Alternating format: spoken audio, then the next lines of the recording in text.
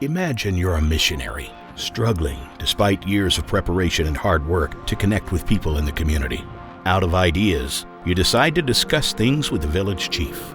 The chief tells you, Go find one of the women in the village and ask her this question. If you pour water into a pitcher, then pour the water into a cup, what will you find inside the cup? At this point, you can't help but think this is all a big joke. But you go and ask a woman there, if you pour water into a pitcher, then pour that into a cup, what will you find inside the cup? Amused, the woman replies, milk, of course. Confused? So was the missionary this actually happened to. Frustrated, he ran back and demanded an explanation. In our village, he said, people keep powdered milk in the bottom of their pitchers, so when they are filled with water, milk is made ready for their children. Everyone in the village would assume that if you put water in a pitcher, you are making milk. The missionary stood there quietly, slowly realizing what he, like so many of us, had failed to realize. It doesn't matter how much you want to help someone or what you want to teach them if you don't first understand how they see the world. Today, nearly 2/3 of the world's population are part of an oral culture. That means that in these societies, history, values, traditions, ideas about God, and even practical information are passed through spoken words, not written. Instead of reading, they dance. Instead of writing, they sing.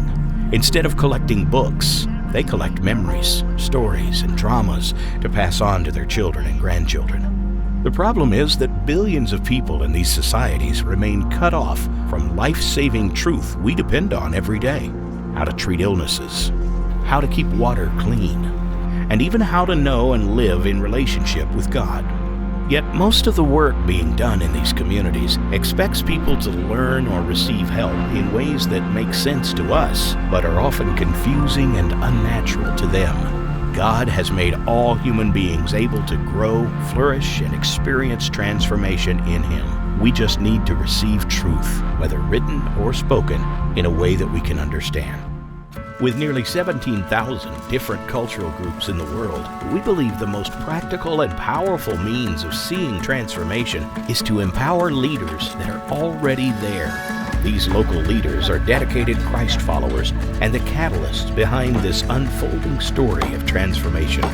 Already a part of the community, they know how people learn, what they need, and are personally invested in seeing those around them flourish.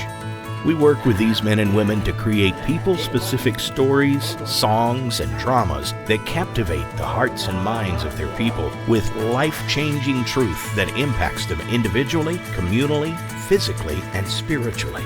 That means warring tribes choosing to live in peace, mothers learning how to keep their children healthy, the development of clean water practices, people coming to know and love Jesus, and churches being planted. Holistic transformation, not just for one community, but dozens, as leaders equip and pass on messages to new leaders.